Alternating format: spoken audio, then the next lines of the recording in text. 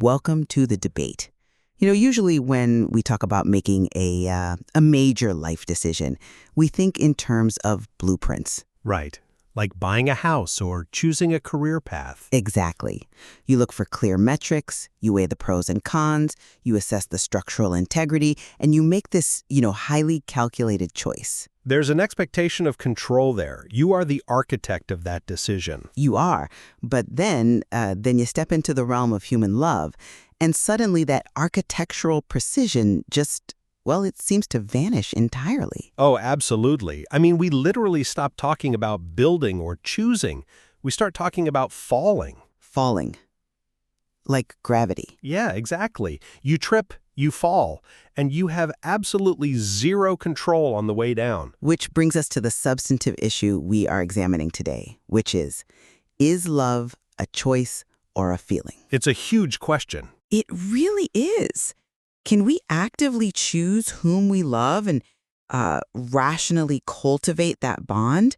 Or does love simply happen to us as this involuntary passion that is just entirely beyond our control? Right. And it's a deeply rooted tension in how we understand basically all of our relationships. I mean, think about someone who has a friend dating a completely toxic person. From the outside, it is logically obvious they should leave. Oh, painfully obvious. But they don't, because love isn't doing the math. Or on the flip side, think of a couple celebrating 50 years together. Did they just get biologically lucky for half a century, or did they wake up every day and make a deliberate choice? And we are looking at this today through the lens of scholars who categorize love as everything from a highly reason-responsive emotion right down to a completely irrational syndrome. Essentially, a condition that hijacks the brain. A condition you suffer from, yeah. Exactly. And my core stance today is that love isn't just something we passively suffer through. I argue it is fundamentally a reason-responsive, valuing orientation. Okay, a valuing orientation. Yes. It is a profound commitment that involves rationality, careful cultivation, and an active act of the will. Ultimately, love is a choice. Well, and I couldn't disagree more. I look at love as a profound vulnerability. It is an anomalous, involuntary feeling. Involuntary? Completely. It's a disposition or a syndrome that operates completely independently of our rational judgments and our conscious choices. You just don't get to steer the ship. Okay, well, let me start by laying out the perspective that our emotions actually can be rational. This is what researchers like Berit Brogard call the reasons view, or rational sentimentalism. Right, the idea that love has a logic to it. Exactly. The core idea here is that love isn't just this blind biological drive. Like many complex emotions, it's accessible for rationality. For love to make sense, for it to be rational, there has to be a proper fit between the qualities of the beloved and the feelings of the lover. But you can't just logic yourself into feeling something. No, and I will concede that up front. We can't just, drink a magic elixir and force ourselves to fall in love on command. But love is a choice in the sense that we actively cultivate it. We take informed, deliberate steps to make it persist. I think you're conflating the maintenance of a relationship with the emotion itself, though. Well, we have to distinguish between the phases of love. Raja Halwani points this out beautifully. There's RL1, which is that honeymoon phase, the obsessive, burning passion that kicks things off. The fun part. Right, the fun part. And then there's RL2, the deep, settled partnership that comes later. Enduring romantic love, that RL2, is fundamentally characterized by a genuine, reason-responsive commitment to another person. It's an orientation you choose to maintain. See, I come at it from a completely different angle. I subscribe to Aaron Smuts's no reasons view. Which says love is completely blind. Which says love is simply not responsive to normative reasons. It is not judgment sensitive. We do not deliberate our way into love, and we certainly don't deliberate our way out of it. So what is it then? Just a reflex? It's much more comparable to a biological drive, like hunger or thirst. It's not calculated decision-making. Because honestly, think about the terrifying implications of your rational view. Terrifying? That's a strong word. It is terrifying. If love were based purely on evaluating someone's good qualities, We would be rationally obligated to constantly trade up. Ah, the trading up problem. Yes. The moment someone smarter or kinder or better looking walked into the room, logic dictates you should leave your partner for them because they have better reasons to be loved. But that's a misunderstanding of how the reasons were? But we find that idea repulsive, right? Because love is an irrational syndrome. Think of Pygmalion Prince's work. It is a vulnerability that grips us, often persisting stubbornly even when we explicitly judge that a person is terrible for us. I see why you think that. But let me give you a different perspective. Let's dive right into the genesis of love, like how it actually begins. Because we absolutely have to separate that initial spark from the enduring flame. Let's do that. Because if you look at the inception of love, the idea that it's a rational choice completely falls apart. How so? Well, people frequently fall in love inexplicably. Sometimes they fall in love despite massive, glaring evidence that the person is highly unsuitable for them. Sure, people make mistakes. It's not just mistakes, though. A person can have all the right properties on paper. They can be kind, successful, attractive, share your exact values. You go on a date with them, and you feel absolutely nothing. Zero chemistry. Okay, yes, the spark isn't guaranteed. Right. And on the flip side, someone can be an absolute disaster for your well-being, an objectively irrational choice, and you are hopelessly drawn to them. The properties of the beloved merely explain the love causally. They tell a psychological or biological story about how it happened, but they do not justify it rationally. I mean, I agree that biology plays a role in the initial attraction, but... If love were a rational choice, unrequited love wouldn't stubbornly persist against our better judgment. You would just say, well, they don't love me back, so it is irrational to continue feeling this way, and the feeling would just neatly vanish. But it doesn't. That is a very powerful point about unrequited love, I'll give you that. But your argument assumes that for something to be rational, it has to be universally binding, like a mathematical proof. Well, if reasons don't bind you, what good are they? You're assuming that if someone has good traits, I am logically forced to love them, and if I don't, my cognitive system is broken. But Troy Jollimore talks about this. Reasons in love are what we call non-deontic reasons. They don't work like a strict duty or obligation. So what kind of reasons are they if they don't oblige you to act? Think of it like aesthetic appreciation. Let's use an analogy. You don't actively force yourself to find a painting beautiful, right? No, you just see it. Exactly. You don't walk into an art gallery, look at a canvas, and command your brain to experience awe. That isn't how human cognition works. But you do choose to go to the museum. Okay. You choose to stand before the painting, to attend to its details, to actively engage with the artist's technique and context. Love operates similarly. Recognizing a person's value doesn't force you to feel love. It isn't a strict moral duty to love every wonderful person you meet. Because that would be exhausting. It would be impossible. But their valuable properties provide a rational justification that allows you to choose to cultivate that love. You put yourself in the room. You attend to them. The initial awe might be a reaction, but the ongoing appreciation is an active choice. That is a compelling argument, but have you considered that you are just describing the setup, not the feeling itself? What do you mean? Going to the museum is a choice, yes. Attending to the brushstrokes is a choice.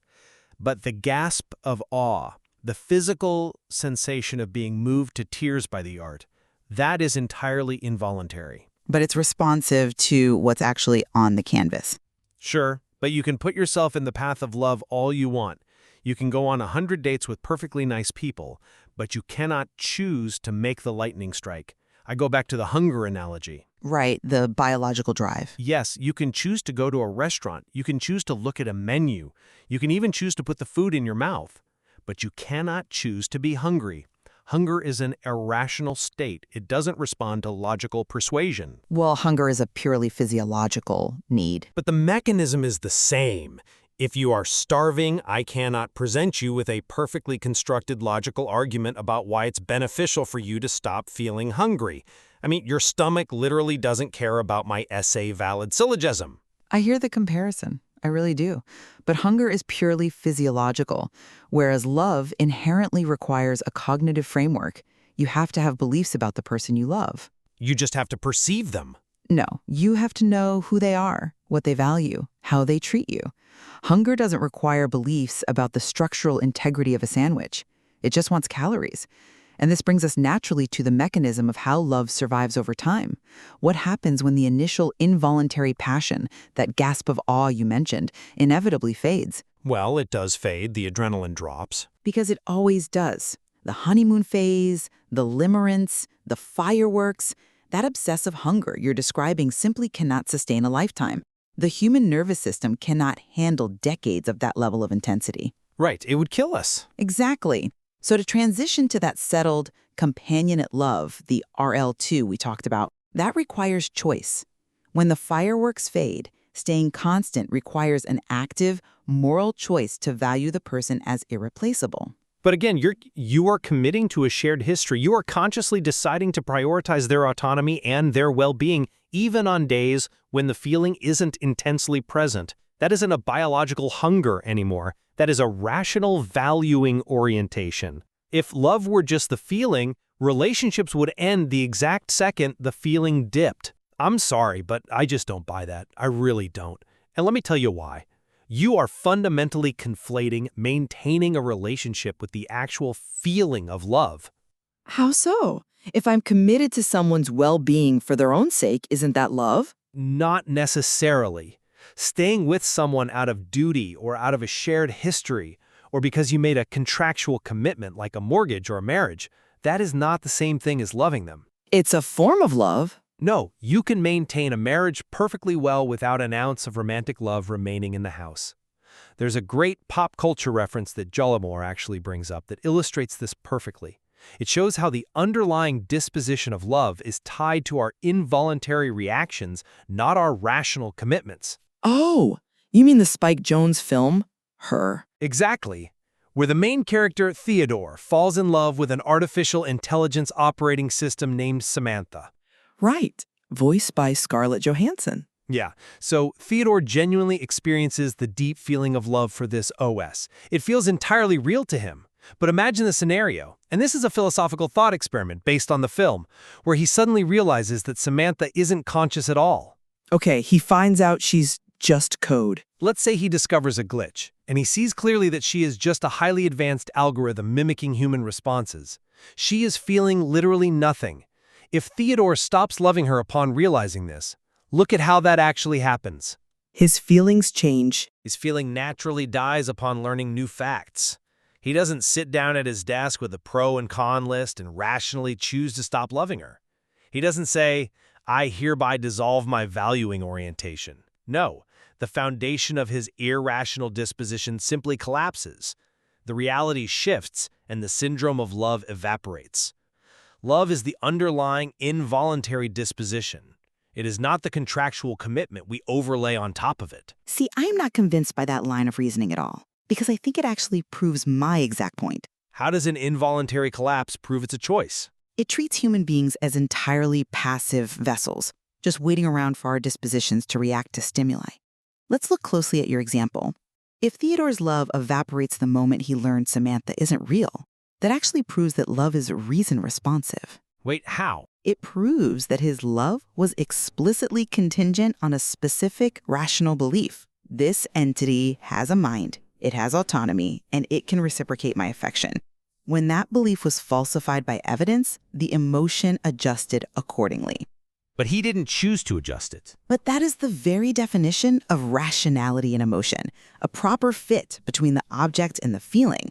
If love were a purely irrational syndrome, completely divorced from cognitive beliefs, he might just keep loving the algorithm obsessively regardless of the facts. But people do that all the time. This is exactly my point.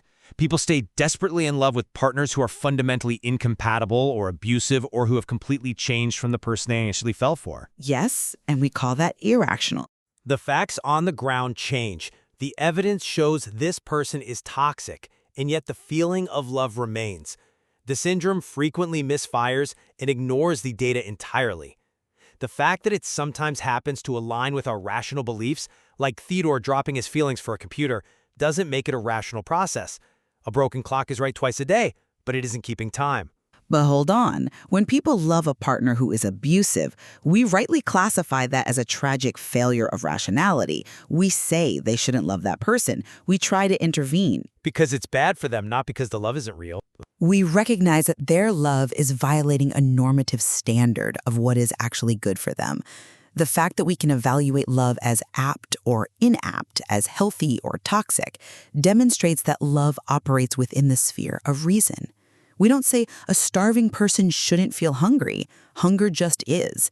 But love can be wrong. I think calling a feeling wrong is a slippery slope. And to take this a step further into the realm of human agency, I want to talk about how love actually shapes our will. Harry Frankfurt has this concept known as volitional necessity. Right, the idea that love constrains us, that it limits our choices. Not that it limits them in a coercive, oppressive way, but that it dictates what we must do from the inside out. When you truly love someone, there are certain things you simply cannot bring yourself to do. Like betraying them? Exactly. You cannot intentionally destroy their flourishing, for instance. Your will is constrained by your love. But this isn't a loss of agency. Rather, taking responsibility for our love and choosing to prioritize the beloved's well-being for their own sake is the ultimate expression of our autonomy. By binding ourselves to another person, we are aligning our actions with our deepest values. We are choosing to be bound. I see the poetry in that, I really do. But I completely question the premise that true love requires this kind of profound cognitive alignment of values to be real. Why wouldn't it? Because think about how many forms of love inherently bypass the will entirely. Parental love, for instance. Dirk Pereboom talks about this. A mother doesn't evaluate her newborn's moral properties. Well, obviously not. She doesn't look at the baby and say, this baby has a good work ethic and a kind disposition, therefore I will rationally align my will to value it. No, the love hits her like a freight train. It is biochemical. Cupid's arrow is a cliché for romantic love for the exact same reason. That's an interesting point, though I would definitely frame it differently. Romantic love is distinct from parental love. Parental love is heavily biological and often unconditional in a way romantic love actually shouldn't be. True. The contexts are different, but the mechanism of bypassing the will is incredibly similar. Let me pose a thought experiment that challenges this idea that love needs to be a free, rational choice to be authentic. Okay, lay it on me. Imagine you have a deeply self-destructive psychological block. You consistently fail to see the good traits in emotionally available, kind people. You just find them boring. And you only fall for toxic, chaotic partners. Sounds like half the people I went to college with. Right? Now, imagine someone slips a potion into your coffee. And to be clear, this isn't a mind control drug that forces you to love a specific person against your will. What does it do then? It simply removes your psychological block. It clears the fog. It removes your inability to see a good person's valuable traits. Okay, so the potion just recalibrates my perception. It lets me see reality clearly. Exactly. And consequently, the very next day, you meet someone wonderful. Because the block is gone, you see their traits clearly, and you fall deeply, passionately in love. All right. Now let's look at the mechanics of that. That love was causally determined by an external chemical intervention. You didn't rationally cultivate it through sheer force of will or some moral commitment. A potion rewired your brain to allow it to happen.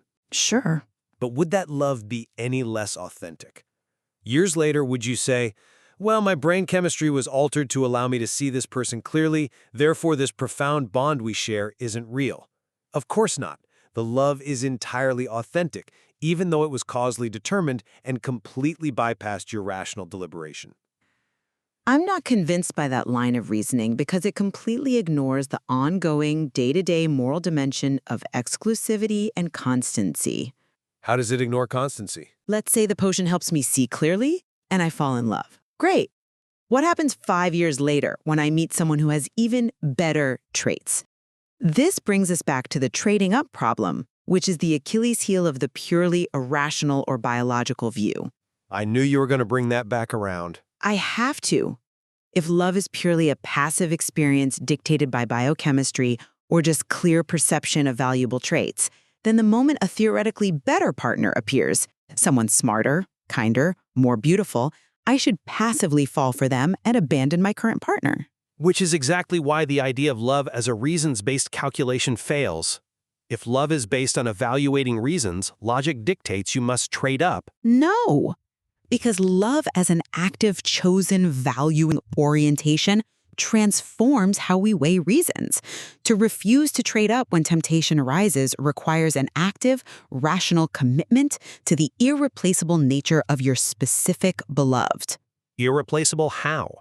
Loving someone generates entirely new reasons that just didn't exist before. It creates a shared history. It creates specific relational obligations, the inside jokes, the shared grief, the way you navigated a crisis together. A stranger with better cheekbones or a higher IQ simply cannot replicate that. But that's history, not the initial feeling. I don't trade up because I have made an active choice to value this specific person as an end in themselves. If love were merely an involuntary feeling, exclusivity would be impossible to maintain over a lifetime. Our feelings constantly fluctuate, and we are constantly exposed to attractive alternative stimuli. The very fact of monogamous constancy proves that love is an ongoing act of the will. I have to push back hard there. Constancy doesn't prove that love is a deliberate act of the will. It proves that the syndrome of love creates incredibly deep psychological and biological attachments. You are assuming we have a lot more cognitive control than we actually do. Oh, I think we have plenty of control. When you are gripped by the syndrome of romantic love, it fundamentally alters your attention at a neurological level. You don't consciously choose to ignore alternative partners. Your brain literally stops processing them as viable mates. That sounds a bit deterministic. There are fascinating neurological studies, like the work of biological anthropologist Helen Fisher, that show exactly how this works. Romantic love lights up the dopamine-rich reward centers of the brain. It creates this intense, obsessive focus on one specific individual. You aren't sitting at a coffee shop rationally calculating, I have a shared history with my partner, therefore I will morally commit to ignoring this attractive stranger. I might be. You aren't. The attractive stranger simply doesn't register to your dopamine system because the syndrome is entirely fixated on your partner. It's an involuntary blinder. I don't dispute the neuroscience of the honeymoon phase, but what happens in year 10 or year 20? The dopamine fades. That is a biological fact. It changes, yes. The bond when the dopamine drops. The relationship dissolves. Not necessarily. The biological mechanism simply evolves. The syndrome transitions into a different biological and psychological phase, deep attachment. Which is just another biological phase. Yes, it's a completely different hormonal profile.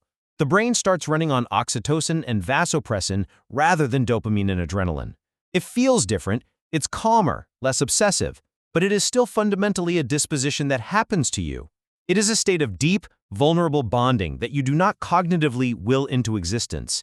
It's a vulnerability. Let's unpack that word, because I think it's crucial.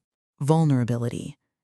I agree entirely that love makes us profoundly vulnerable. It definitely does. But I argue that the magic of human love is that we consent to that vulnerability. When we choose to love someone long-term, we are looking clearly at the potential for devastating grief, for loss, for heartbreak. We know the risks, and we rationally decide that the depth of the connection is worth the pain. So you're saying the choice is in the risk assessment? It requires tremendous human agency. To define love merely as a biological event or a chemical cascade that just washes over us, well, it strips human beings of their profound moral agency in shaping their own lives and their deepest connections. It reduces us to passengers in our own relationships. I don't think it strips us of agency. I think it accurately and honestly describes the limits of our agency, recognizing that the most profound experience of human life operates largely outside of our rational control is actually an exercise in intellectual humility. Humility is fine, but we aren't helpless. It forces us to admit that we are not entirely the masters of our own fate. We cannot spreadsheet our way into a meaningful life. We are creatures vulnerable to the world, vulnerable to biology, and deeply vulnerable to each other. Well, looking at where this debate leaves us, I think to fully appreciate the depth of love, particularly enduring love, I maintain that we must view it as a sophisticated valuing orientation. A rational project? Yes. It is not just a biological weather system we passively suffer through. It is a profound commitment that we take responsibility for.